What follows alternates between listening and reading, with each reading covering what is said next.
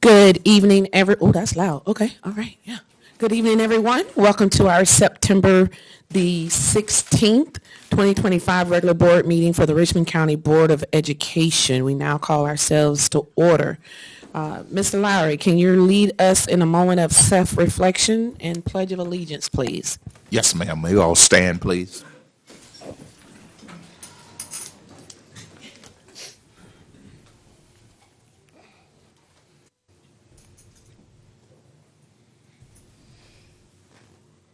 I pledge allegiance to the flag of the United States of America and to the republic for which it stands, one nation, under God, indivisible, with liberty and justice for all.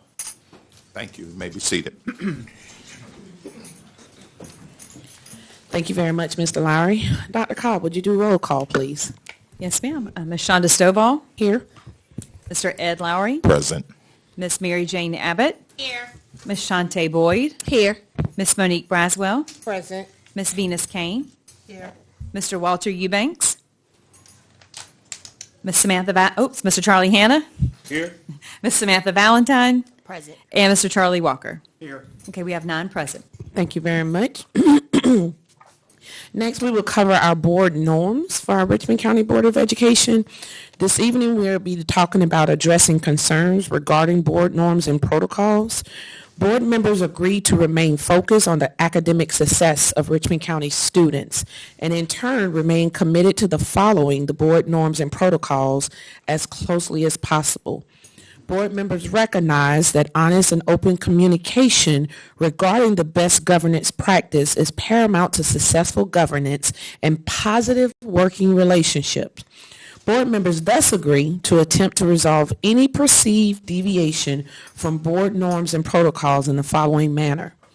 1. Any board member with a concern about another board member will express the concern to the offending board member privately and seek to resolve the concern.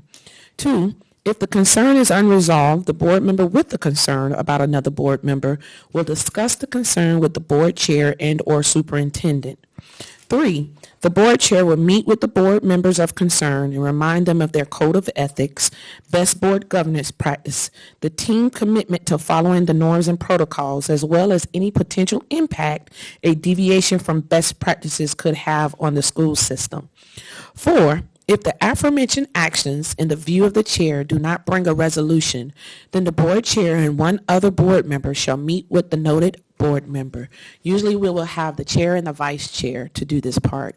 Remind them of their code of ethics to follow governing policies and protocols and seek to garner a commitment to display appropriate action. 5. If the board chair is the member of the noted concern, the vice chair and or superintendent will hear the concern from any board member.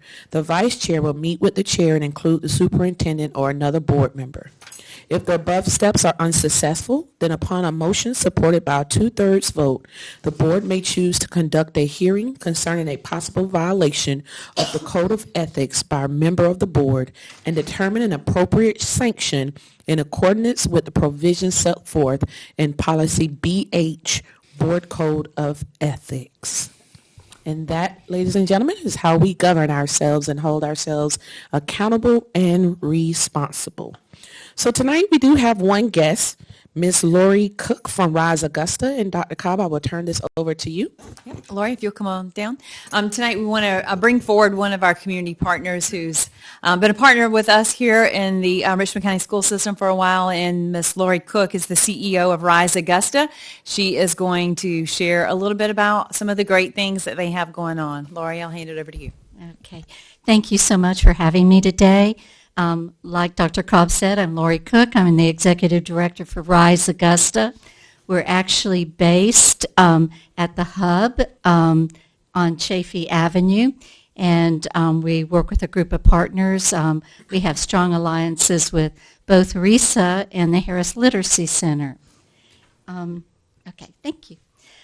So our mission is we believe in the potential of all children to rise above adversity, stay in school, and achieve in life. And years ago, we were part of communities in schools, and we did a lot of work at the PLC, middle and high school.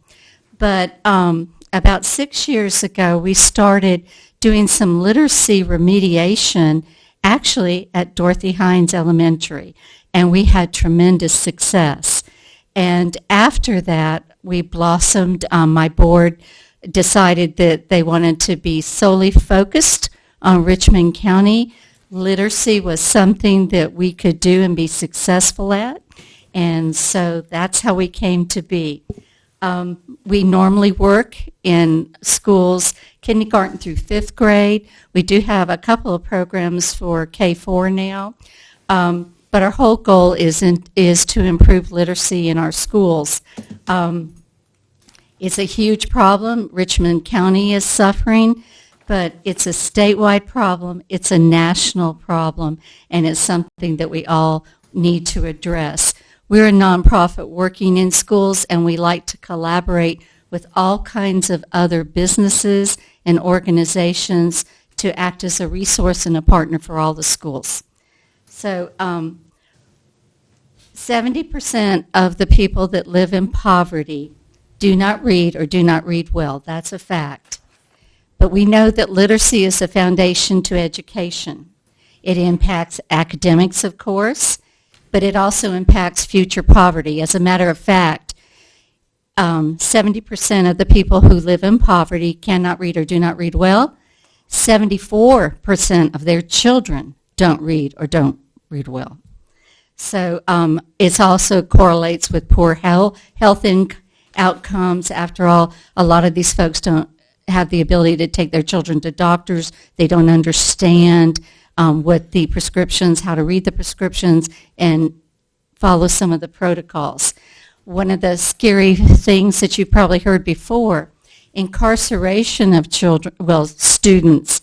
85% of the children in the juvenile justice system do not read or don't read well. And if we could solve that one, think how further along we would be. So low literacy costs Georgia $1.3 billion a year. So the local challenges in Richmond County, and depending on who you ask, 33 to 44% of the children live in poverty.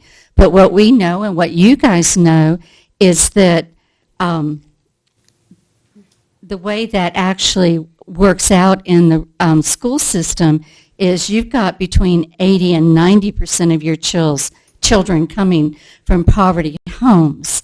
And with that, there's a litany of other issues that come with it. A lot of these children don't start school prepared for school. They're already behind their peers before they even get out the door. Without a lot of intensive remediation, focus, they're just going to get further and further behind. So that's why we do what we do. On the next slide, it shows, and this came out of the governor's office, but just look at that. Children that are economically disadvantaged, 55% by the 3rd grade are considered beginning learners, compared to only 7.4% beginning learners for those that are more affluent. Poverty has a lot of tentacles, that's for sure. Next slide. Okay, so RISE provides programs in schools during the school day. This year we'll be serving at 5 elementary schools. We'll be at Tobacco Road, Goshen Elementary, we'll be at Warren, we'll be at Lamar Millage, and Hornsby Elementary. And what we mean by being in a school, we actually have a site coordinator and 4 supporting tutors. We meet with children in school during the school day for about 45 minutes twice a week. Children that are really struggling with reading, we actually meet with them 3 times a week. And we work with children that you guys consider in the bubble. So we're not working with children with learning disabilities. That's not our forte. That's not what we're structured to do. We're working with those kids in the bubble with the goal of getting them on grade level or further. So some of the other things that we offer, When we're in a school, we adopt the whole school. So reading events, like we've got Read for the Record coming up, Read Across America, we actually go out to local businesses, secure the volunteers, and then they go in and read stories to the children on a given day.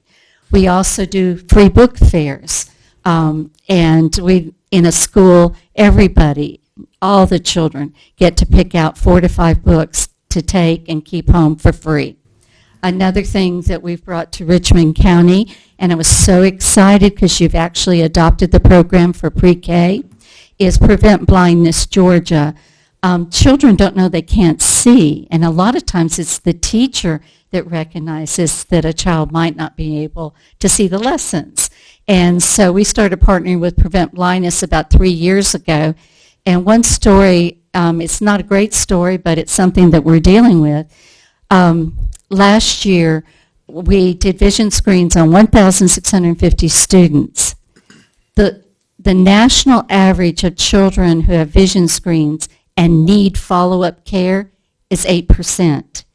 We don't have a school that we've done this in that's less than 20%. Wow. I don't know why, but that's it. So they do, we do the vision screens. There's a follow-up clinic where they actually bring in a board-certified pediatric ophthalmologist, and once the child's eyes are diagnosed, they get 2 free pair of glasses regardless of ability to pay. So last year that was a $41,000 in-kind gift to Richmond County. So, and that's just kind of a sample of some of the things we do. So I talked about that. So the program we use is Words Their Way, which is a very difficult program sometimes for a teacher to embrace in a school because it's very individualized and small groups. But we're very successful with it, and it's phonetically based, but it builds fluency and comprehension. And we meet in small groups, 3 or less, and sometimes one-on-one. And we meet with the same students all year long. Just because a child starts improving, we still want to stick with them to make sure that they've got, the skills down that they need. Okay. So another thing we do, and you guys launched this several years ago, the basics programs. So we do a lot of things at the hub around the basics.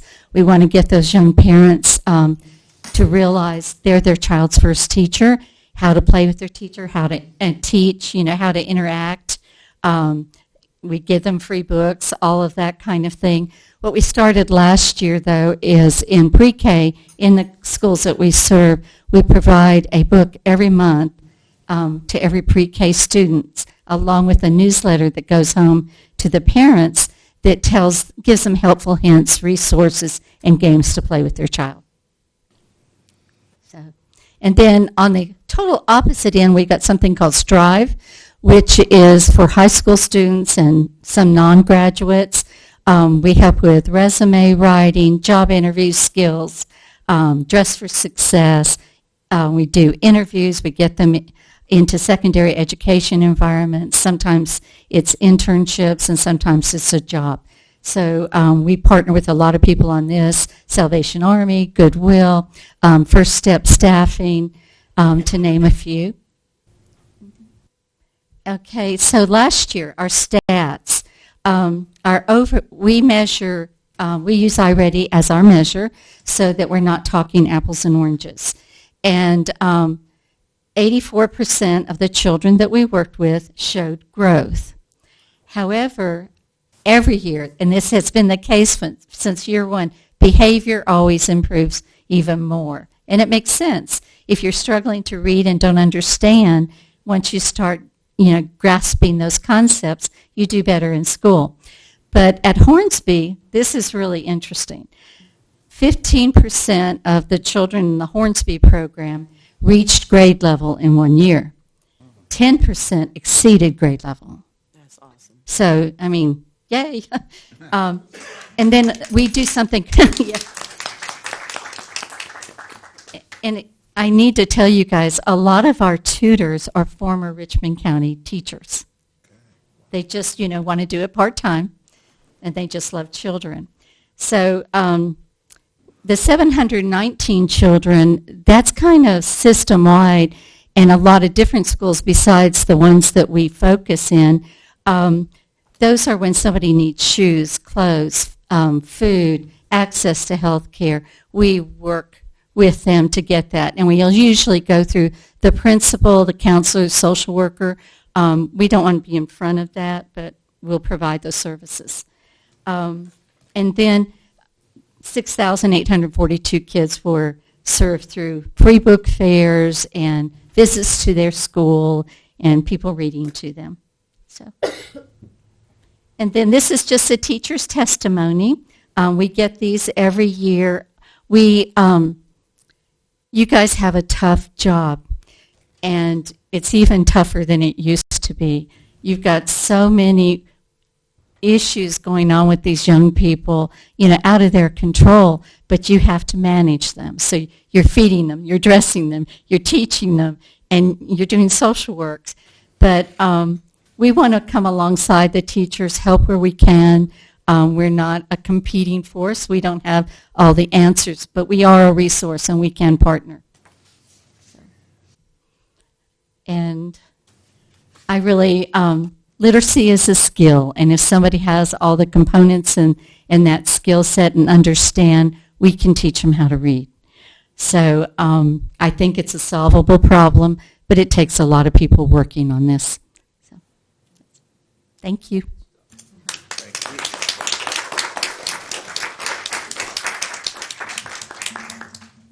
Thank you, Ms. Cook, and thank you, Rise Augusta, for all of your hard work within our schools and what you do for the children in our community. Next, we're moving on to recognition. We're going to recognize the Richmond County School System Teacher of the Year top finalists. Ms. Thurman, we are excited about this. This Thursday is our banquet, and we just met 6 amazing finalists. Hello there, how are you? Hello, Miss East. How are you? Hi. Hello, class. Hi, Miss Eastman. Congratulations. Oh, thank you. My name is Melinda Cobb, and I'm the superintendent of school. And your teacher is one of the finalists for the Richmond County School System Teacher of the Year. We are so proud. Yes, let's give her a cheer. It feels amazing. I think I need to go to Disney World, don't I? It feels amazing. I'm so proud to represent A.R. Johnson and Richmond County. I'm just amazed. I'm shaking. I'm so excited. So thank you so much. I appreciate you.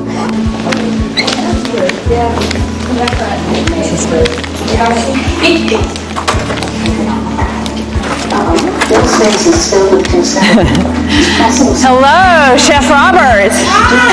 How are you?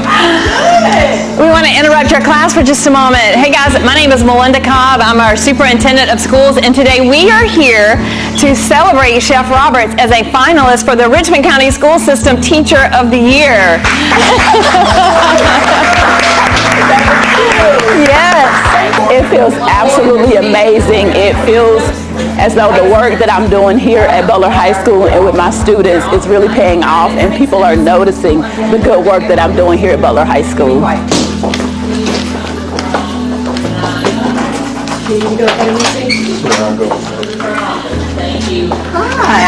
I hope you don't mind us dropping in. Hello. Hi, Ms. Jackson. My name is Melinda Cobb, Superintendent of Schools, and we want to say congratulations to you.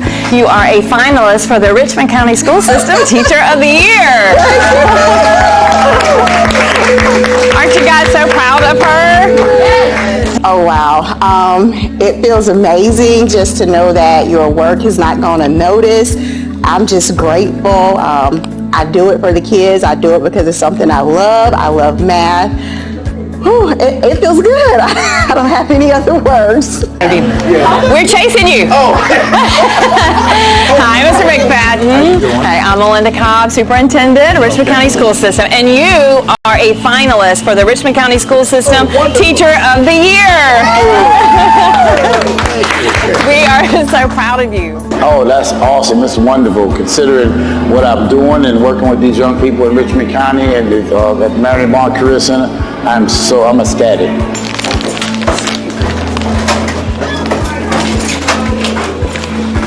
Ready? Hello, Miss Crosby. Hi. Hello, Miss Crosby. Hi. I am Melinda Cobb, Superintendent of Schools, and you are a finalist for the Richmond County School System Teacher of the Year. Thank you. Oh, you well, thank you. Here you go. Thank you so much. Guys, your teacher is one of only 6 in the whole entire school system being honored today. And so you're going to have some visitors come into your class, learning a little bit more about what's going on, and they will meet your teacher. And then we're going to have a big party for her down at the Marriott. We'll celebrate Teachers of the Year from every single school, our finalists, and we'll name our Teacher of the Year for the whole school system that night. Let's give her another round of applause. Yes. It feels wonderful. I'm overwhelmed, but I'm excited. I'm happy.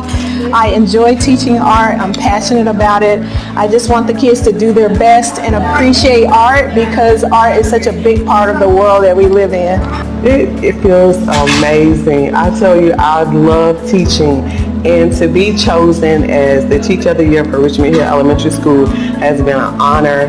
I'm looking forward to what's going to happen this year with our students, and I'm just so excited that I was chosen, and I hope that I can make my county and my school very much so proud of me.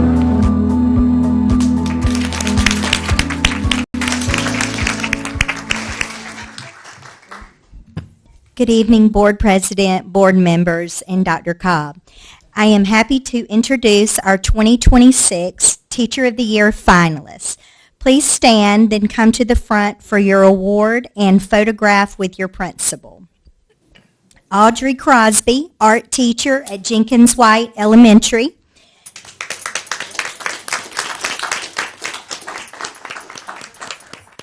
And your principals.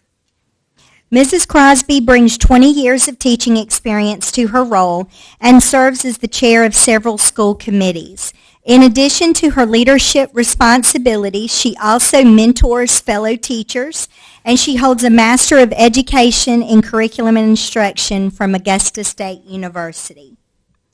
Miss Christina East, science teacher, A.R. Johnson Health Science and Engineering Magnet School. Mrs. East brings 31 years of teaching experience to her role. She currently serves as the 7th grade chair and middle school science teacher in residence. In addition, she coordinates several student competitions and holds the position of executive director of the Georgia Science Teachers Association. Ms. East is also pursuing a master's degree in creative arts from Lesley University. Ms. Latanya Jackson, math teacher, math teacher, Davidson Fine Arts. Ms. Jackson has 19 years of teaching experience and currently serves as the mathematics department chair at her school.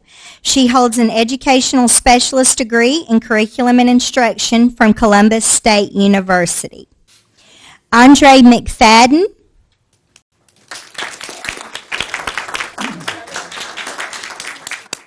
CTAE Welding at the Marion Barnes Career Center. Mr. McFadden has 11 years of teaching experience and currently serves as both a committee chairperson and team lead. He holds a Master of Arts in Career and Technical Education from Ball State University. LaShanda Mills,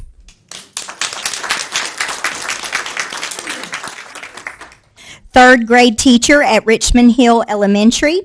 Mrs. Mills has 13 years of teaching experience and began her career in Richmond County School System as a paraprofessional. She currently serves as the third grade chairperson, is a member of the school's leadership team, and co-chairs the Hospitality Committee.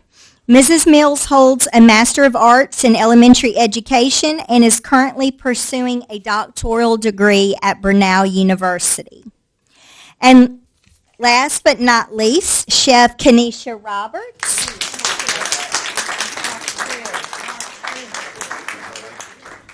CTAE Culinary Arts at Butler High School. Mrs. Roberts has 10 years of teaching experience and currently serves as Senior Advisor, Prom Co-Director, and Homecoming Coordinator. Before entering the field of education, she served as a U.S. Army Sergeant and Culinary Specialist. Mrs. Roberts earned her teacher certification through the Georgia TAP program. Please give these top finalists one more round of applause.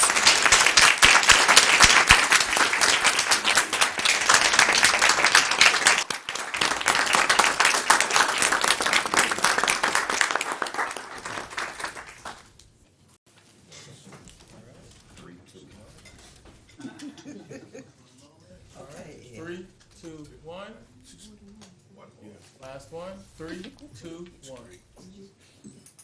Thank you, guys.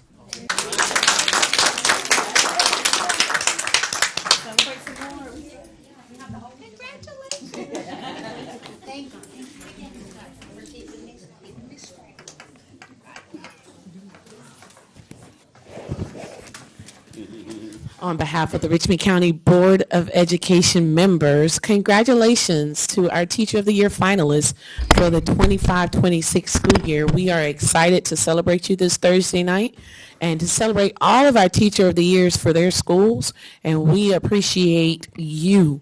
Next, we will move on to the recognition of Godot John Hancock Award Schools. Ms. Darling.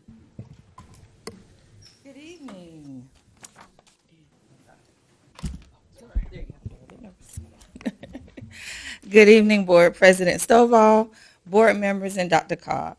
Tonight, I am pleased to present a very special recognition, the first ever John Hancock Cursive Writing Award. As you know, cursive writing is introduced and developed across grades 3, 4, and 5. In third grade, students learn cursive using Foundations resources, and in fourth and fifth grade, we continue their growth with district-provided resources. As it relates to the standards, in third grade, the expectation is third grade students are expected to use letter formation to write words and phrases. And as they move on to fourth and fifth grade, the expectation is they not only write text, but they can read it in cursive as well.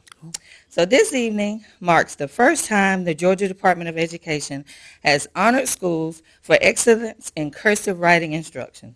In addition to the certificates that they will be receiving tonight, we're so excited to share that State Superintendent Richard Woods will visit McBean Elementary this Friday to present each recognized school with a banner that they can proudly display in their schools. So at this time, I would like to recognize the following schools where 90% of third grade students were able to write their names in cursive at the end of the year. And those schools are Hepzibah Elementary, Lake Forest Elementary, and Richmond Hill Elementary. And the banner that they will receive will display that they are, it's the John Hancock banner and proficiency ribbon. You want to do it all together or you want to do separate? You're the boss. Okay.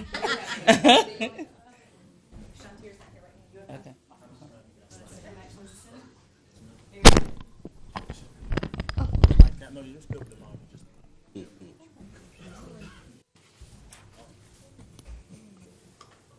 Three, two, one. Last one. Thank you guys. Appreciate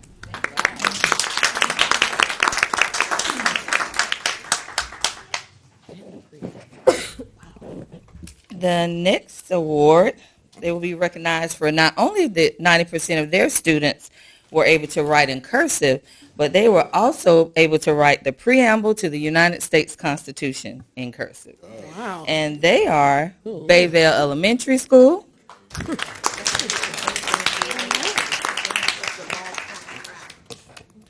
Bel Air Elementary School,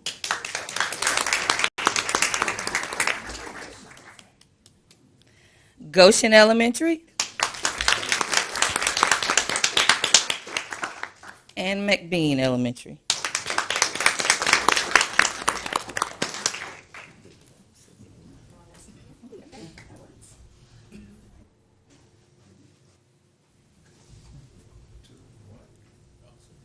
Three, two, one. Last one. You guys appreciate it.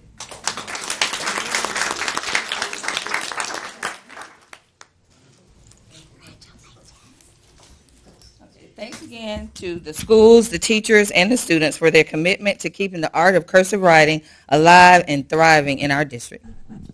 Thank you.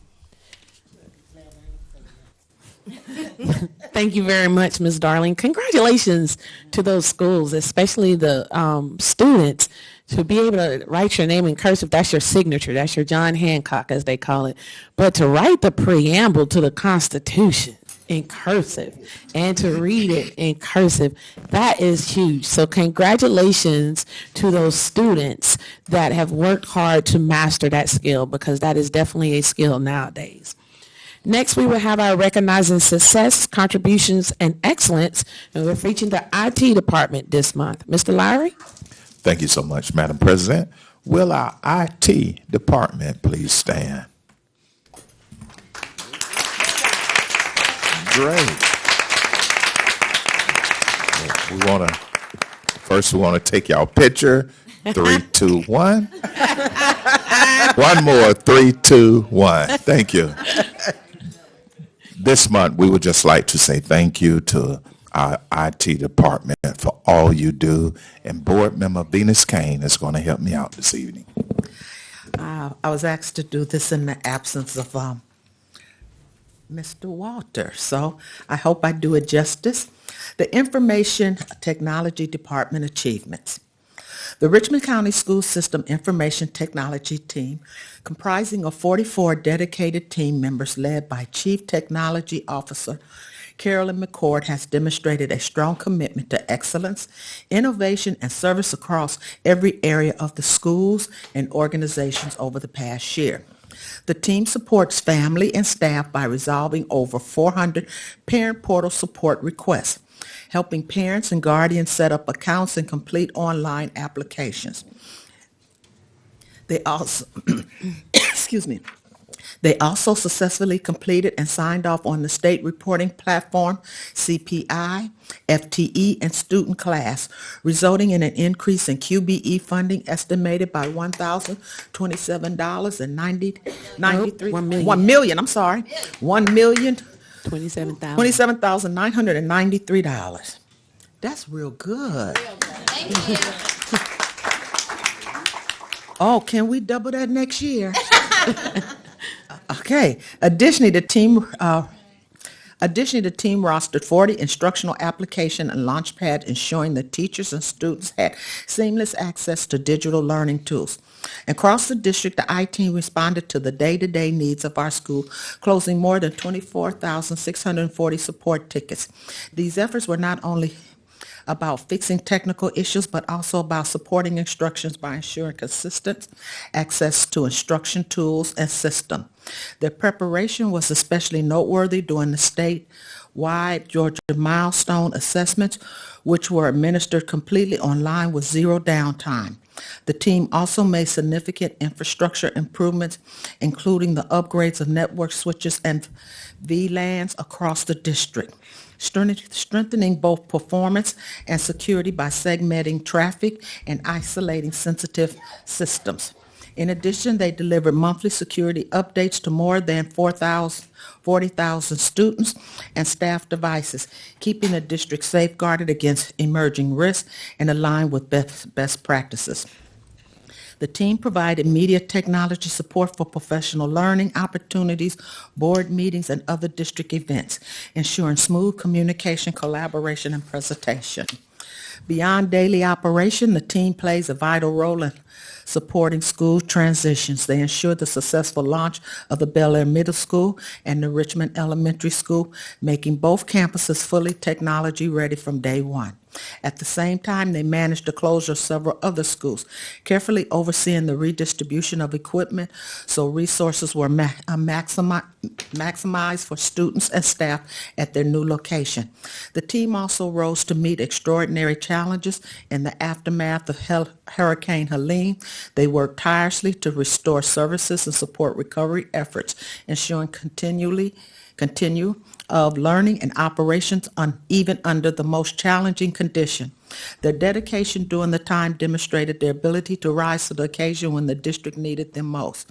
Together, these achievements reflect both technical expertise and deep commitment to serving the Richmond County school system and family, for securing vital funding and supporting parents, to protecting our network and ensuring smooth statewide testing. The information technology team continues to deliver excellence that powers teaching, learning, and success across the Richmond County school system. I'd like again to introduce to you one of the hardest working departments. That's right. That's right. In the system, because without information technology, nothing functions. Everything just dies right where it is. Try going to the bank and the ATM machine down. You don't get no money. So IT go down in the school, you can't do nothing. I mean, everything just stopped. So to Ms. McCord and her staff, we thank you for everything you do and continue the good work, because it's a hard job protecting us against the enemies.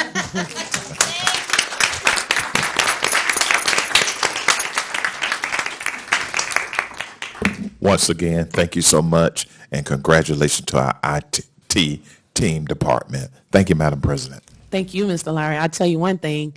I'll take my phone to anybody in our IT department before I take it to a Verizon store.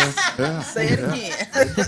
I can't tell you how many times I come in with my phone. I say, something wrong with my phone. He's like, you just got to cut it on. I was like, oh, okay. But thank you so much, Ms. Kane and Mr. Lowry. Next, we're going to have the approval of the agenda. Can I get a motion to accept the agenda as presented, please? So move. Second. All right, it's been motioned by Mr. Lowry, second by Mr. Hannah. Did I hear that correct, Mr. Hannah? Okay. Can I, all in favor, say aye? Aye. Any opposed? All right, and that has passed. All right, next we'll have the approval of the minutes. The approval of the August 12th, 2025 called board meeting, tentative fiscal year 26 millage rate. Can I get a motion to approve those? So move. Second. All right, it's been motioned by Mr. Lowry, second by Mr. Hannah. All those in favor say aye. Aye. Any opposed? All right, and that has passed unanimously. Next, we have the approval of the August 19th, 2025 regular board meeting minutes. Can I get a motion to approve? So move. Second. All right, it's been motioned by Mr. Lowry, approved by Mr. Hannah. All those in favor say aye. Aye. Any opposed? All right, that has passed unanimously. All right, can I get an approval of the August 25th, 2025 call board meeting? That's the second public hearing for fiscal year 26 millage rate. So move. All right. All right. Second. Okay, so it's been motion by Ms. Kane, second by Mr. Lowry. All those in favor say aye. Aye. Any opposed? All right, next we have the approval of the September the 9th, 2025 call board meeting. Is the final adoption of the fiscal year 2026 millage rate. So move. Second. All right, all those in favor, I'm sorry, it's been moved by Mr. Lowry, second by Ms. Kane. All those in favor say aye. Aye. Any opposed? All right, there we have it. Next is the approval of the consent agenda. Can I have a motion to accept the agenda as presented? So move. Second. All right, it's been moved by Mr. Lowry, second by Ms. Kane. All those in favor say aye. Aye. Any opposed? All right, next we have the building committee, information only items. We don't have Mr. Baker in here. All right. Yeah, he back there. Is he? Oh, hey, Mr. Baker. How you doing? We're back there hiding today. Okay. All right. So we're going to have the approval of the walkthrough of the Academy of Richmond County Historic Renovations. Mr. Walker, I'm going to turn that over to you in absence of Mr. Eubanks. All righty. Thank you very much, Mr. Stovall. And I would ask Mr. Baker to come on down if you don't mind. He and I were talking before the meeting started today, and he had some things that I think would be important to us talk about before we give our or vote on the approval. So, Mr. Baker, if you don't mind kind of just going through what you and I were talking Yes, about. sir, Mr. Eubanks. Committee members, board members, Ms. Stovall, Dr. Cobb. So some good things to report today relative to ARC, and before you make your vote on approval of the project. So we've had 5 very lengthy reviews and inspections of the job. All 5 went well. 3 without any further list. Building inspections with a very small, minor list.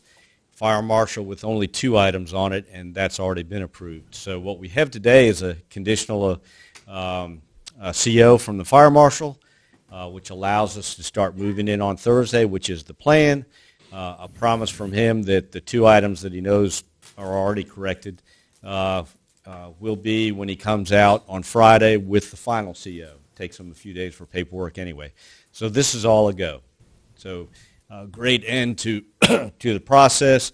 We're kind of on the celebration side of this unprecedented project. So a lot to be thankful for and looking forward to. So Thank you, Mr. Baker. Does anybody have any comments or anything before we ask for approval? The school is just beautiful. Beautiful. Okay. Just simply beautiful. I think there's going to be a lot of surprised folks who have not been in Richmond in a long time and walked through it, and just a fabulous job, and like you said, unprecedented. All right, well, at this point, I will, Ms. Griffin, Ms. Stovall, God, Venus, every time I look at you, that's all I can think of. I'm going to go ahead, Ms. Stovall, and ask for the approval of the walkthrough of the Richmond County, Academy of Richmond County Historic Renovations. So moved. Okay. Second.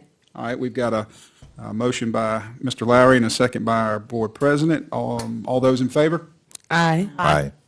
Any opposed? Good. Mr. Baker, keep on keeping on. Yes, sir. Thank you. All right. All right, thank you very much, Mr. Walker. Next, we're going to go down to the Human Resources Committee. Ms. Kane, I'm going to throw the ball over there to you. Okay, we will now have the fun part of the meeting. Approval of the Coordinator of Special Education, Dr. Cobb. Thank you, Ms. Kane. Dr. Blair, if you'll please stand. All right, tonight we bring before you for recommendation Dr. Claire Blair. Claire has her bachelor's in special education from University of Philippines, her master's in curriculum and instruction from Texas A&M, her ed leadership degree, her doctorate from Liberty University, and her leadership certification from University of West Georgia. She's currently serving as a program specialist, and tonight we recommend her as coordinator for our special education department, Dr. Claire Blair. Move to approve. Second. It's been moved by Mr. Hannah, second by Mr. Lowry. All in favor, say aye. Aye. Any opposed? Congratulations, Dr. Blair. You are now official. And if your Amen. family would please Welcome. stand. Is your family here? Dr. Blair, is your family here? Please stand and welcome. Again, congratulations, Dr. Blair. We look forward to working with you. We will now have approval of the Assistant Principal of Montesano Elementary School, Dr. Cobb. Thank you, Ms. Kane. Ms. Parrish, if you'll please stand. Okay, today we bring Carissa Parrish, recommendation for Assistant Principal at Montesano Elementary. She has a bachelor's in early childhood education from Augusta State, her master's in curriculum and instruction from Georgia Regents University, and her doctorate in educational innovation from Augusta University. She's currently serving as a gifted teacher at Hubspeth Elementary, and tonight we recommend Ms. Carissa Parrish, Assistant Principal, Montesano Elementary. Move to approve. Second. It's been moved by Ms. Stovall, second by Mr. Lowry. All in favor, say aye. Aye. Any opposed? Congratulations, Ms. Parrish. You are now official. And is your family here? If they would please stand. Congratulations as well, and we look forward to working with both of you. We will now have approval revised policy GBRIB, professional personnel sick leave to sit for 30 days for public comment. Ms. Fletcher. Thank you, Ms. Kane, Ms. Stovall, board members, and Dr. Cobb. When last we met, we presented some proposed changes to the professional personnel sick leave policy. And at the board's will, y'all requested that we remove the portion regarding the sick leave bank, but to leave the direct donation option and the spouse donation option. And then we cleaned up the policy a little bit to provide some headings. So we bring to you tonight the revised policy GBRIB regarding professional personnel sick leave. And if you approve for that to sit for 30 days for public input. Let's see, and would you? Second. It's been approved by Mr. Walker, second by Mr. Hannah. All in favor, say aye. Aye. Any opposed? Okay, Ms. Fletcher, that will sit for 30 days. Thank you very much. Thank Thank you. you. That ends Human Resources. All right, thank you very much, Ms. Kane. All right, we will move on to other committee reports. We have Planning and Zoning report. Mr. Lowry, do you have a report for us this month? No, ma'am. All right, thank you. We have the County Commission report. Ms. Kane, do you have a report for us this month? No, I don't.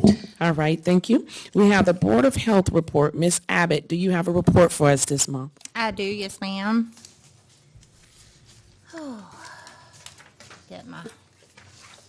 We moved a little quicker than I was expecting. Let me get my paper. Let me get my papers out here. Okay. All right, here we go. All right. So, Board of Health report. So, that was last Tuesday.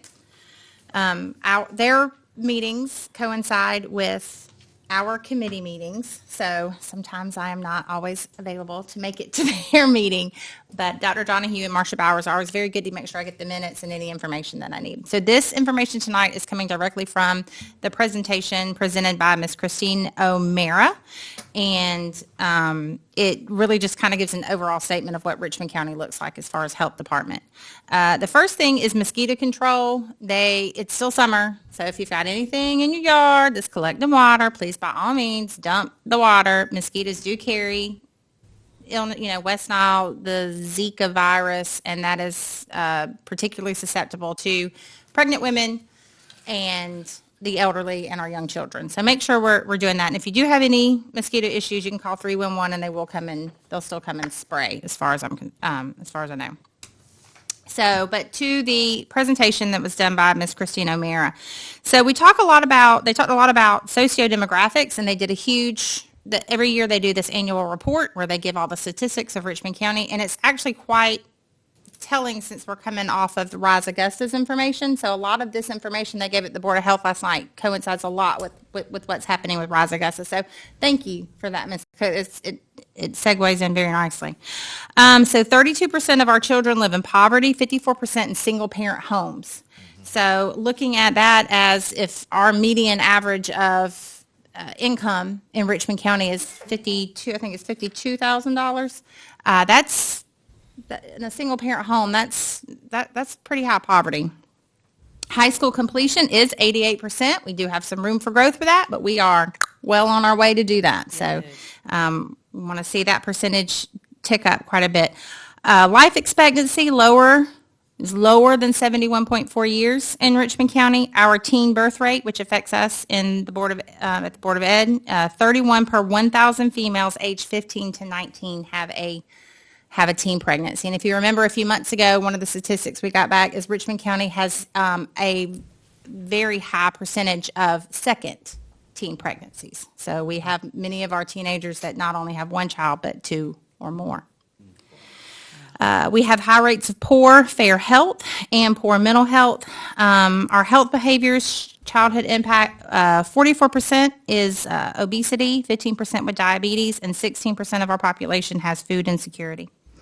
High adult smoking and drinking. Our STI rates, the two biggest main concerns in Richmond County is HIV and chlamydia, and both of those would impact our students coming into our school system. If a child is born to a mother who is having an active chlamydia outbreak at the time, that's where we can see some disabilities and medical issues arise that would impact us as a school system for sure. Mental health and drug use, including opioids. We've talked about that last month. Obesity and nutrition, lack of access to fresh foods, and high prevalence of metabolic diseases. And violence and gun exposure. Unfortunately, we are not immune to that either. So some of the things that we can do, we're going to strengthen health curriculum on sexual health, STDs, nutrition, and mental health. We should partner with the Department of Public Health to bring in graphic presentations, posters, and pamphlets. We access to resources. So one thing that the Department of Health is very excited about, they're launching a new mobile health clinic next month. So they're going to have a big ribbon cut. We're really excited, but they're going to try and bring more health opportunities, especially to the rural areas. Fortunately, we have the Laney Walker Health Department right down the street. So there's access. There's a health department on Peach Orchard Road, but there's nothing really out in the McBean, Hepzibah, that kind of. So the mobile will help resolve some of that. We want to encourage exercise clubs and after-school wellness programs, mental health and substance abuse, and we want community partnerships like Rise Augusta to help with some of that. So we're going to look at 2 slides. If we can go back to that, the one prior to this, very quickly. And I'm not going to try and prolong this. I always feel bad. I feel like I'm the bad news. No, actually, it actually the helps. Bad news bear, yeah. So reviewing the Richmond County Board of Health survey. So remember, a lot of this information was taken from their annual survey. Several key issues stand out that directly impact our students. Nearly 1/3 of children live in poverty, and we see high rates of teen pregnancy, poor mental health, obesity, and food insecurity. Students are also affected by community health challenges such as drug use, STDs, and violence. The good news is that there are opportunities for us as a school system to help. We can strengthen health education in our schools, particularly around mental health, nutrition, and prevention of teen pregnancy and substance abuse. And I would like to say, as a mother of 2 children in Richmond County school systems, I do believe that our health classes do a very good job from elementary school. Now I have a child in high school. Every year, the information that they're bringing home, I think we do a very good job of talking to our students about these issues. I do think we should try and reach out a little bit more with the community and the Department of Health and make sure that we have access to things and teach them where the health department is and that you can go there for free. And I don't think everyone knows that you can go to the health department for free. So I think we should try and relay that information. But I do believe as a system we do a very good job in teaching. So really quick, you see what our population is, our race. We've kind of seen all of this before, high school completion. But the big things I want to, if you look at slide number 3, the biggest thing that I think is hitting us, you see our average life expectancy and our high rate of teen births. And mental health, that can be if you're 15 and you just gave birth to a child. I mean, there's mental health there. So the good news is we can make a difference. We're going to strengthen our health education in our schools, especially around mental health, nutrition, and prevention of teen pregnancy and substance abuse. And we can also help promote the new mobile health clinic so that our families know where to turn for accessible care. And that's it. Oh, and I also gave each of you a sheet with just some rough statistics, just so that you have that just kind of in your bank in case you need to look at it later. Ms. Abbott, I have a question about the slide that's currently up. Yes, ma'am. That average life expectancy, is that average for the state or Richmond County? This is Richmond County. Now, as you go, and I'm happy to share this entire, I didn't think anybody wanted to see, all of the entire 20-something 4 slides. But so we are part of the East Central Georgia Health Department. So they also have statistics on Jenkins County, Burke County, Columbia County, all of the surrounding counties. But a lot of these are mostly primarily geared towards Richmond. I tried to pull things that are just Richmond County. Well, I'm going to tell you what, that was a good quick kick in the... Yeah. You know what? That means I only got 24 more years. A lot of it, though, is due to access. I didn't put this slide up, but each doctor, roughly, I want to say it was roughly like 1,200 patients per doctor. So, they talk about it all the time. We talk about mortality through pregnancy. When you have that many patients and you're constantly seeing, your doctor's appointment lasts 10 minutes, but you waited 2 hours to see, that kind of, I mean, there are so many factors that go into that 71.4 years of age. Yeah. That makes a lot of sense with our 44% adult obesity. Yeah. Ms. Valentine. To piggyback off of Miss Abbott, we have our ALAS Pediatric Clinic. It's a free clinic as well as a free women's clinic. And Clinica Latina, it is on 904 Mary Street. You can simply text or call and you can get any of your appointments for free. So if we have parents that are wanting to get youth athletic forms filled out, they complete all of those. They have a diaper drive as well. The contact number is 706-940-2527, and their alternate number is 706-426-1643. You can simply send a text message and they will schedule your appointment for yourself or your child. That includes diabetes screening, high blood pressure, and they write prescriptions, and it's at no cost. Wow. Thank you for that so very much, Ms. Valentine. One of the things I was going to suggest is somehow on our website, as we start to develop this new website and what it's going to look like, if we could, especially because we do have a high immigrant population, somehow have on our website where they can access. We have so many children who their vision isn't what it's supposed to be, but there are so many places you can go to. And I'll just give you a little personal example. During President Obama, they increased how long you could stay on your parents' insurance. But, I'm a little older. So at 18, I was done. I was no longer on my parents' insurance. Me and the health department got very friendly. I was a young college student, 19, 20, and I needed care. And so I went in and I paid on a sliding scale based on my income as a college student. And I just don't know that everyone understands or knows about the opportunities that are out there. So like I said, as we work on this website, if we could somehow have a place where this information is all centrally located for our parents and even for our students, because we have 17, 18-year-old girls, that they could go to the health department, and hopefully prevent some teen pregnancies. And the ALAS has been published within Peach Jar. A lot of parents probably don't see it, but it is in the Peach Jar. For those who may not know what Peach Jar is, could you explain what that is, Ms. Valentine or Ms. Abbott? It doesn't matter. It's great. It comes to your email. It comes through uses your information from your school, from Parent Portal, and you get little flyers that are either are relevant to just your school or relevant to Richmond County.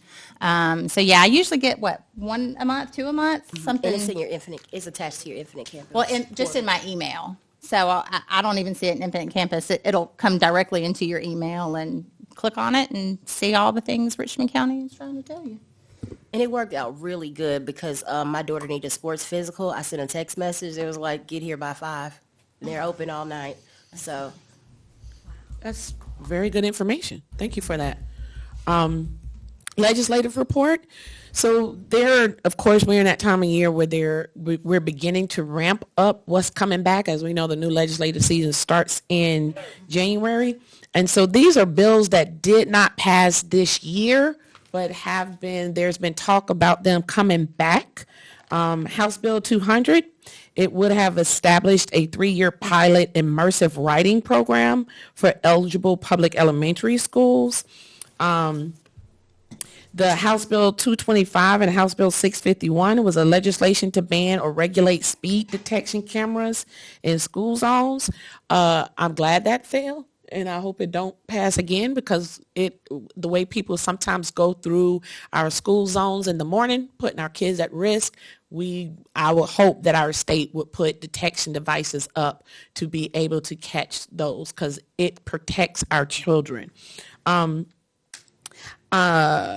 House Bill 245, it would have created a quality basic education funding weight for students living in poverty. So it barely missed the cutoff, And so it was a very popular bill. It was attached to State Bill 128 that also did not pass. But these two, because a lot of districts have been talking about, as we heard from Rise Augusta, students in poverty are highly affected in their access to education and their ability to resources to education. So this bill, if you can contact your legislative to ask them to push this bill when it comes back, because at one point the 25-26 state budget provided $28 million in grants to schools with a large number of students living in poverty, and that would have affected Richmond County, but it was stripped from the final budget agreement, but it is expected to roll back around. So House Bill 245, put that on your radar. And I think that was it. Oh, House Bill 133. It would have allowed students to leave a public school campus to attend courses in religious moral instruction. With the conversation that's happening around our country, if you're kind of paying attention, it has been a topic about bringing religion back into school, and parent groups have been pushing for certain nonprofits in the state of Georgia to allow religious instruction for students, for parents to sign, for students to leave to attend religious instruction during a time that is not part of their core classes. So that is key to that. It is not a credited program because, of course, the school system in the state has not allowed any religious credited programs, but it does allow parents. So if a child has an extracurricular, something that they don't need, the parent can opt for the child to leave the school campus during that time, either if they're old enough to drive or the parent come pick them up to receive religious education during that time. Yes, ma'am. Would that affect our current Christian release program that we have in the elementary schools? Not sure. So it did not, again, this one, it did not pass. And so what they're talking about is allowing academic credit for it. That's why it didn't pass this time, because there was such a clash for people who didn't think it's fair that if I don't have a religion, if I don't believe, your child can get credit for something that I don't. A lot of parents argued that it felt like they were being punished because they didn't follow a certain religion. And so it's pulled, but it is coming back around for discussion again. So that is definitely something that we should expect to hit our doorsteps pretty soon. But starting round about November, December, but we know full steam ahead in January. So just kind of listen to it. GSBA does a really good job of sending us legislative reports monthly when we're not in session, but weekly when we are in session. So we appreciate those very much. And you can also go down to Atlanta to sit in and listen to legislative meetings and things of that nature. So please call your representative, talk with them about things that for our county that affects our students, affects our county, and talk to them about Richmond County students and the things that we need so they know what to talk for, push for, and vote for. All right. Economic Development Authority. Ms. Boyd, do you have a report for us? I do. The first two things are pretty general. The last one is directly related to us. So the first one is the Commercial and Retail Committee discussed best allowable uses, how to draw business to South Augusta, and just an overall focus on undeserved retail areas in Richmond County. Arubis will have their first melt on September 24th. The last one, the President Calray wanted to make sure I reported on. I kind of touched on it last month, and I said, let me bring it back. Let me meet with them and get a little more information. So the Economic Development reported on an extension of the lines that provide sewer to the city. It is in the Cross Creek area where it will be. It's areas that are currently on septic lines. This extension can have a direct effect on us because there are developers who have said they weren't going to develop as long as it was septic. They're expecting about 2,000 roughly homes. So, I wanted to make sure we understood that can directly affect us because with families come students. Students must be educated where we're going to put them. So I wanted to make sure, and we had a conversation about making sure that specifically was reported on. Wow. It is expected to be voted on May 2026 because there are some SPLOST funds as part of it, but definitely can affect us, something we need to keep a lookout for. That is awesome. And that is it. Thank you very much, Ms. Boyd. Now, I'm sorry. What is the date of that first melting again? Oh, September 24th. Okay, I'm just going to pay attention to the smell around town. Yes. I think, and don't quote me because it'll be in next month, but I think this is about 50,000 gallons worth it's a lot. The first melt is September 24th. As long as it's not as bad as Ms. Shapiro used to. I was just say, true. I was just say I live off a sandbar. It's no different from me. All right. Any other discussion about anything? Any of our other reports? All right. Let's move on to new business. Oh, I'm sorry. I skipped right on over you, Dr. Cobb. We got superintendent's remarks. Thank you, President Stovall. I want to take a moment to thank our board members for their continued engagement with the community over the past 30 days. We have enjoyed the opportunity to participate in 2 board member hosted district meetings, a full steam ahead community event, a radio interview with Fats and Share, 3 local news media outlet interviews, and a virtual town hall session with our families. We remain committed to prioritizing two-way communication with our families and community. This weekend, we will be available for parents and the community to stop by and talk with staff and Board of Education members at the Arts in the Heart of Augusta Festival. So if you are at the festival this weekend, stop by the family section and say hello. We will live stream our next virtual town hall session on Thursday, September 25th at 5:30, and the topic this month is school safety. So if you have any specific questions, please send those early and then join us for a community discussion on school safety. Next, we will host an in-person family forum at Cross Creek High School in the auditorium on Tuesday, September 30th at 6 o'clock, where families and community members will have the opportunity to share their thoughts and their hopes that they want to see for our school system. We'll round that out with to host a meet and greet chat at Eubora Coffee Roasters on Saturday, October the 18th at 9 a.m. for those families who may prefer a more informal setting. We want to make sure that we hear from everyone. We want to thank our parents, our students, and our larger community.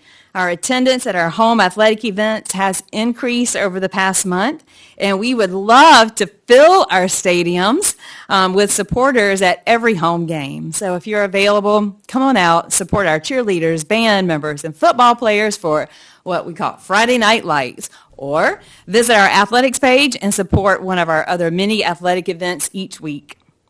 Last Friday, students received their progress reports, and parents want to please make sure that you have reviewed those. Reach out to your child's teacher if you have any questions. We are currently in our fall parent conference window. That ends when we go into fall break on October 11th. Last fall, we had a total of 3,875 parent conferences, with 1,153 of those led by the students themselves. So parents, please schedule time to meet with your child's teacher during the window. We have a goal of meeting with every parent at least once this fall. Conferences can be held with your child's teacher in elementary or your school counselor if you prefer for middle and high. We offer in-person, over the phone, and virtual because together we know that we can make a difference. Oh, thank you very much, Dr. Cobb. That was very enlightening and inspiring. Next, now we will move on to our new business. We have a couple of things, 3 things, not a couple. We're going to adopt the bond resolution and adopt the executive bond purchase agreement for the Series 2025 General Obligation Sales Tax Bond. Then we're going to have the approval of the State of Georgia Intercept provision.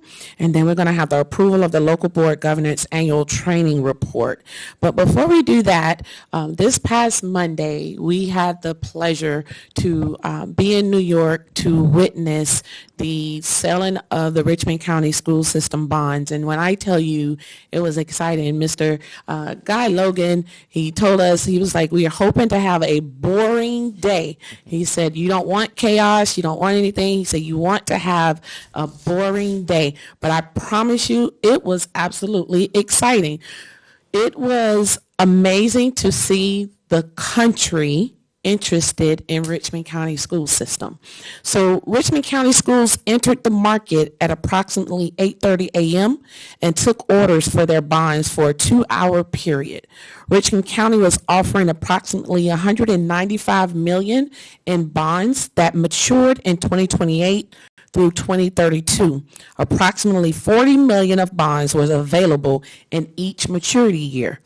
As the pricing period began, orders slowly came trickling in as Raymond James lead underwriter, Mr. Wheatley, ensured us that it was a Monday morning and investors were still getting settled in and evaluating the market. Like it didn't look good. It didn't look good in the beginning, and I was like betting on a horse. Come on, Richmond County!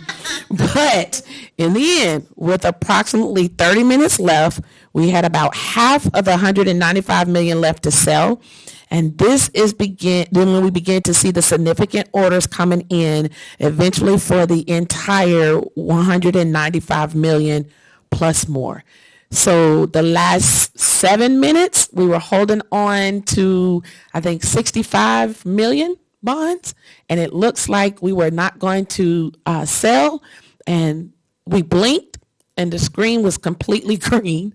And we were 2.8 over the amount of bonds that we offered.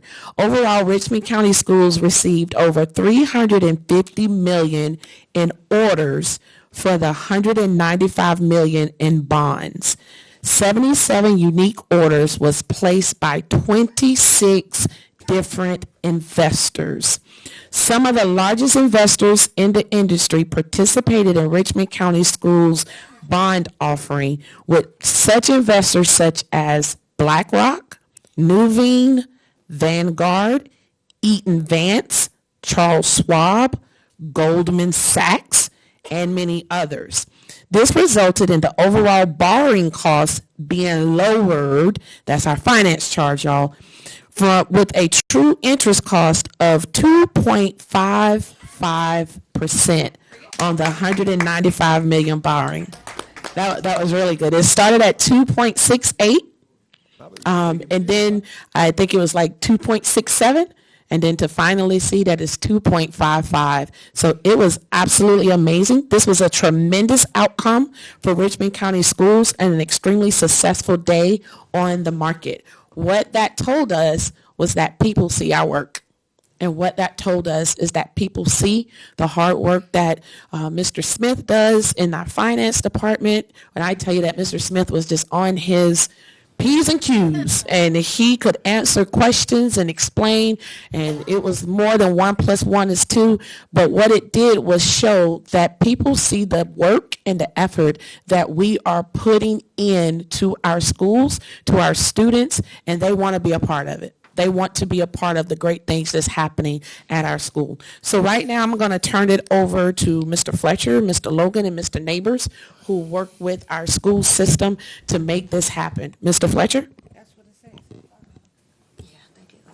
Okay, thank you, Ms. Stovall.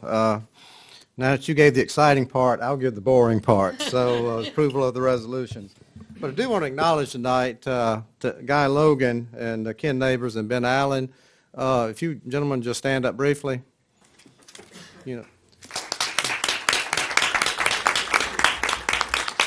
But they really need no introduction. You know them all. They're friends of you. They're professional experts in what they do. Guy has served as the board's financial advisor for public financing for nearly 30 years. I mean, since we issued the first East Blast in 1997.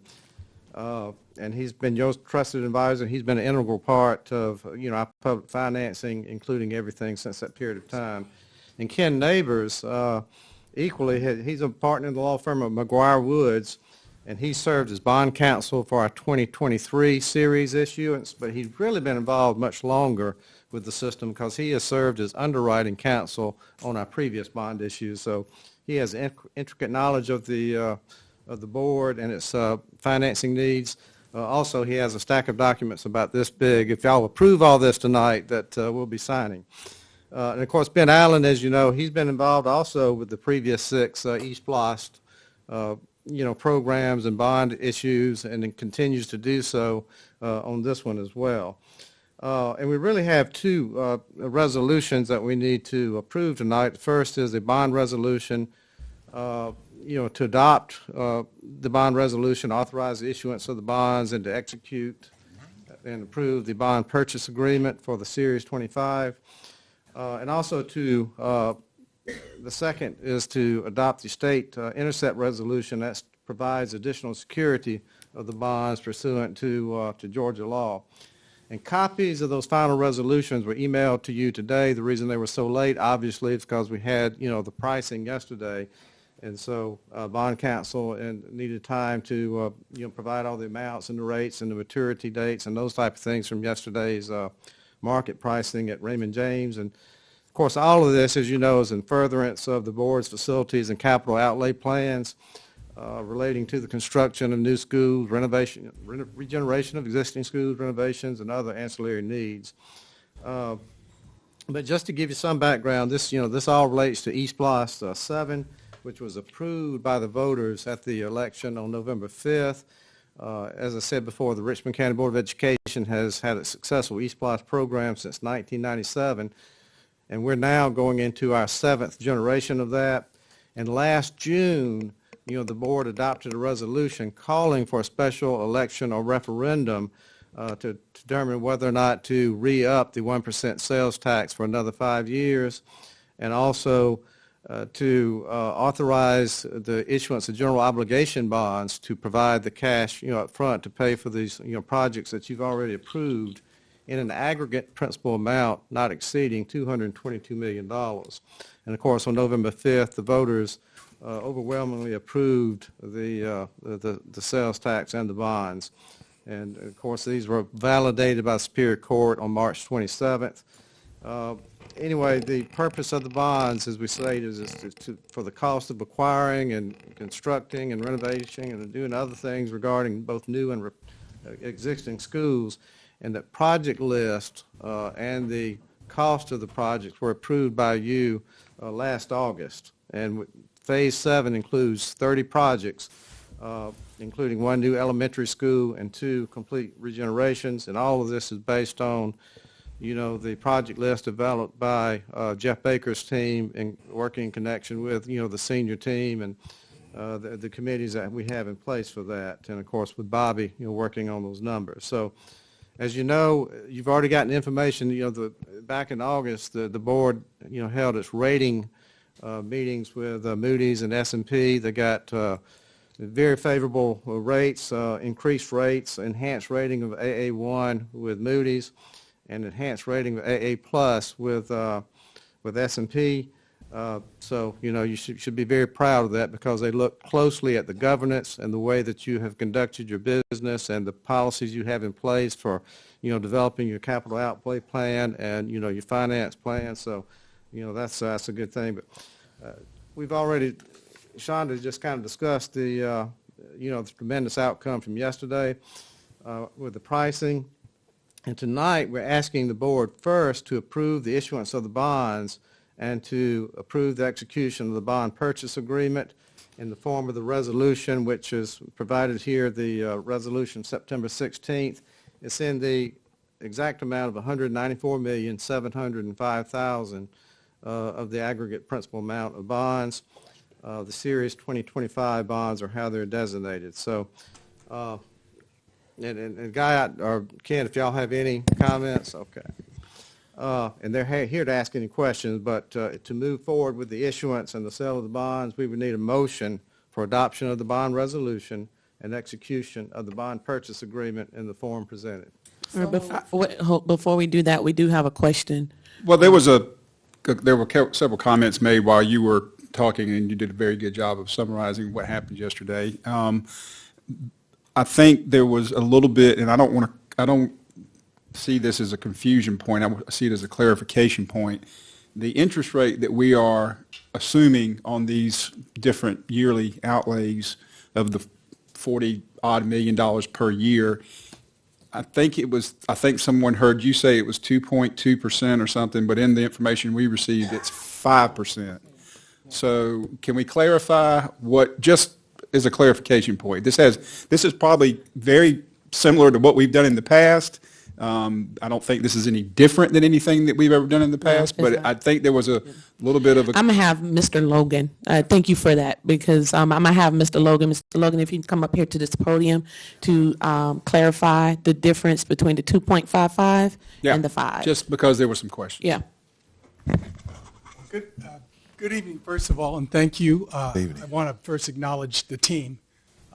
Each one of us is honored to have the opportunity to serve this board and the students, and particularly the point is driven home when you see the excitement in these teachers that were the finalists. So it was great to see that.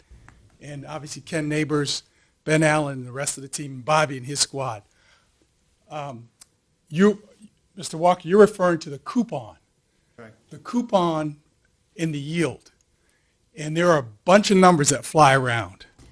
And we're quoting different way they calculate all in true interest costs. I try not to use acronyms. Or just the basic costs. So to answer your questions, we issued 5% coupons.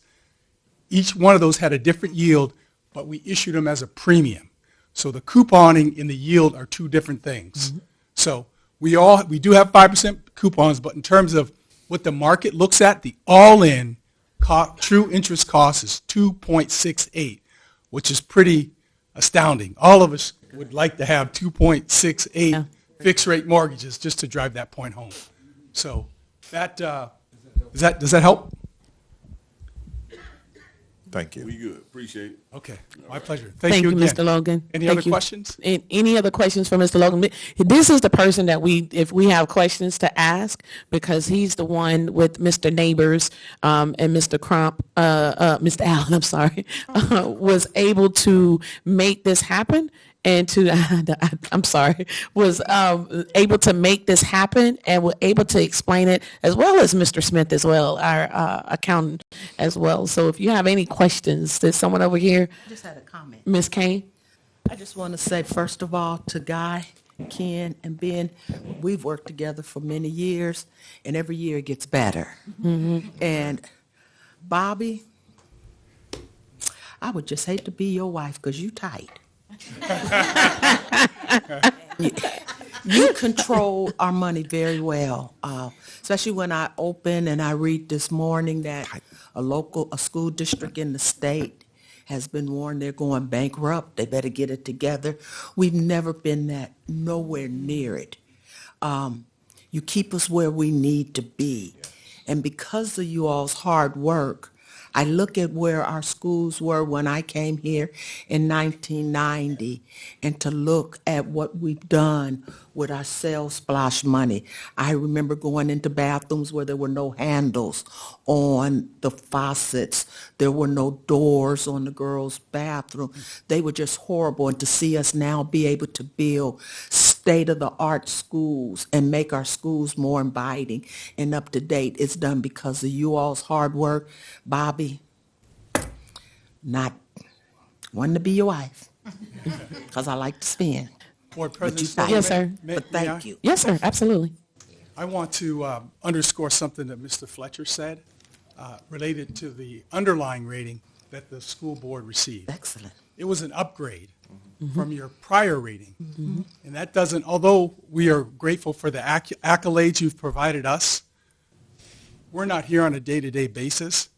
That does not happen without the type of leadership that you have in Bobby and Dr. Cobb and the rest of the team. So we are, you should be proud of that, and the community should be proud of that, because why does that matter? You ended up paying a lower interest rate on your bonds than you otherwise would. So you have more money to put into projects to mitigate, to make sure that doesn't happen again. So it's something that Richmond schools should be really proud of, and it didn't happen in a vacuum.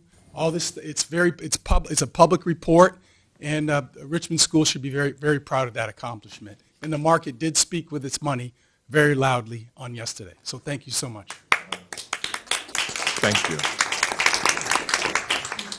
All right, can I get a motion to adopt? Okay, Ms. Kane. Second. All right, this has been moved by Ms. Kane, second by Mr. Lowry. All those in favor say aye. Aye. Any opposed?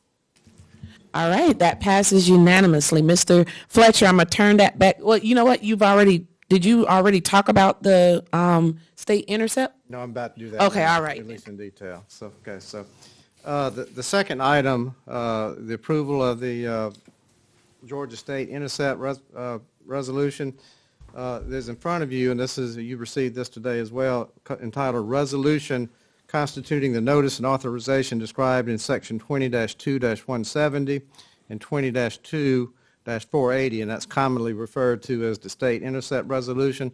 This is a very important resolution because it further strengthens the borrowing power of the school board at lower interest costs, and we've seen the benefits of that today.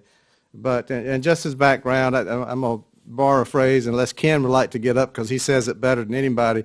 This is what he considers the third leg of the triple barrel security that we have on these bonds.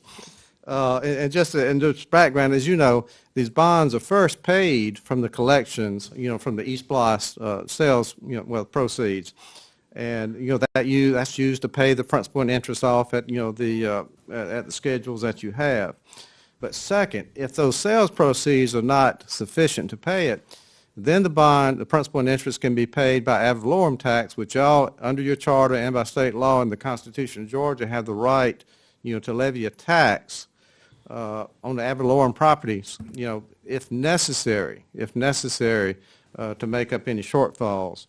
And third, if that's not sufficient to pay, then we have the state intercept resolution, where we give the state notice, and in the event that we're deficient in payment, and then the state is authorized to withhold from the appropriations that otherwise would be due to the county the amount sufficient to pay that. And there again, that's something unusual. Most states don't have that, but that further enhances the security that you have. Plus the fact, as Ken always points out, the fact that these bonds have been validated by the Superior Court, so everything is in compliance with you and recognizes your authority to do all of that. That being said, to move forward, if we would need a resolution for adoption of the state intercept motion. All right, can I get a motion? Any discussion, first of all? Any questions, discussion? Okay, can I get an approval of the state of Georgia intercept provision, So please? moved. Second. All right, it's been moved by Mr. Lowry, second by Ms. Kane. All those in favor say aye. Aye. Any opposed? All right, and that passes unanimously. All right, I'm going to give it right back to you, Mr. Fletcher, for the approval of local school board governance annual training report for the fiscal year 2025 and local board training plan for 2024-25 fiscal year 25. Okay. Well, thank you. As it's written in front of you, the board each year is required to submit a local school board governance annual training report, as well as a local board training plan as part of the school board governance requirements. And of course, all veteran board members, all of you have met your 9 required hours for the 24-25 year, and you've done that by attending the GSBA conference in December of last year of 2024, and the whole board training that you did this past February. And so with the completion of the required 9 hours, we are required to have you sign off on the attached training report, and I think Charlotte's already started circulating that. So if you've not signed off, make sure that you do so before you leave tonight. And in addition, we also have to approve a proposed upcoming training plan for the 25-26 school year, and that also was included with your materials. And again, it's based on anticipation that each of you will attend the December law conference, which will be held in this year, 2025, but also they have whole board training in October of this year coming up, so on the topics that will later be decided. And so if everybody's in agreement with that plan, then we would need for y'all to approve that as well. So I guess we need a motion to approve that. All right, thank you very much, Mr. Fletcher. Any discussion on our training plans? Do I see your hand, Ms. Braswell? Yes. Okay. What topics are we going to be training on? So, of course, we will be doing our board norms and protocols, as well rewriting our board norms and protocols and other topics as related to our training as board governors team. It's the other topics I was... It is whatever board members bring forward in our training. So board members have the ability to list things that they want, list things of concern that they will want us to have training on. So we will also have training on board and superintendent relations. We will also have training on board-to-board relations, as well as rewriting or adjusting and amending our board norms and protocols. So it includes, we have a new superintendent. So with a new superintendent, we always look over, we now have a new governance team. And so we look over our policies and procedures for our norms and protocols as a governance team. And together we create our norms and protocols that will carry us over until we become disbanded or a new system or however we choose to do it. All right, any other discussion, questions? All right, can I get a motion to approve the local school board governance annual training report? All right. It has been approved by, motion by Ms. Kane, second by Mr. Lowry. All those in favor say aye. Aye. Any opposed? All right, and that passes unanimously. Thank you, board members. Now we'll go over to announcements that we have. Ms. Kane, you had an announcement for our system. Yes. Good Shepherd will be the host site for the rites of passage. It's the way to stop the violence in our community and the consequences on September the 20th from 9 to 10:30. Our guest speakers will be Sheriff Gino Brantley and Judge Willie Saunders will be there to discuss with our students. And also the Lamplighters of Augusta, which is fraternity of the Qs that work with a lot of our students in Richmond County who are some that are at risk and others who parents just want them to have a strong male mentor in their life. They will also be there. The Lamplighters of Augusta is one of the only groups that I know of, and there may be more, that actually deal with at-risk students and getting them on track and being successful at getting these young men through high school. So if you have an opportunity to come out and to do what we all can do to stop the violence in our community, it would be greatly appreciated if you have nephews or cousins or young men, because I think in light of all the recent killings that we've had in our community this year, this is something that is definitely needed, and our young men need to understand there are consequences for things that we did when we were kids, like, ringing doorbells and running and egging somebody's house or TPing somebody's house. I didn't. Lies. Cheerleaders did, but I didn't. Those things now get you in serious trouble, and our kids need to understand that those things now are no longer things that we can do. Those childhood things are gone now. So please, if you can, bring your students out or your sons out so that they can hear what they need to know and we can better equip them to stay out of trouble. Thank you, Ms. Kane. The Richmond County School System Teacher of the Year 2025 banquet will be held on this Thursday, September the 18th at 7 p.m. at Augusta Marriott. If you haven't gotten your tickets, please make sure you do so. The Academy of Richmond County will have asynchronous learning days on this Thursday and Friday, September the 18th and 19th, and hold their open house tour for the new renovations on October the 10th, 2025 from 12 to 3 p.m. That is only for ARC, the Academy of Richmond County. Their new classrooms, their new extension is finished, and so this gives the teachers an opportunity to move into their classrooms. The Richmond County School System will hold a community conversation family forum with Superintendent Dr. Melinda Cobb on Tuesday, September 30th, 2025 at 6 p.m. at Cross Creek High School. October the 9th will be an asynchronous day power-up learning day for all Richmond County School System students. The Richmond County School System will hold a professional learning day on October the 10th. This day will be a student holiday for all Richmond County School System students. October the 13th through the 14th is fall break for all Richmond County School System students and teachers. All 235-day employees will work these 2 days. Also, this Thursday, September the 18th, we have a special birthday. It is our very own superintendent's birthday. Dr. Cobb will celebrate her birthday this Thursday. Get ready, Mr. Lowry. You ready? Happy birthday to you. Happy birthday to you. Happy birthday, Melinda. Happy birthday to you. Oh. Mind your business. 27, All holding right, strong. all right. Dr. Cobb, hold it. I was helping you out, Dr. Cobb. Mind your business. But we would like to wish Dr. Cobb a happy birthday this Thursday. Hope you are able to celebrate it. Thank you for all that you do for our system, for our students, and for your staff. All right. May I get a motion to adjourn, please? Second.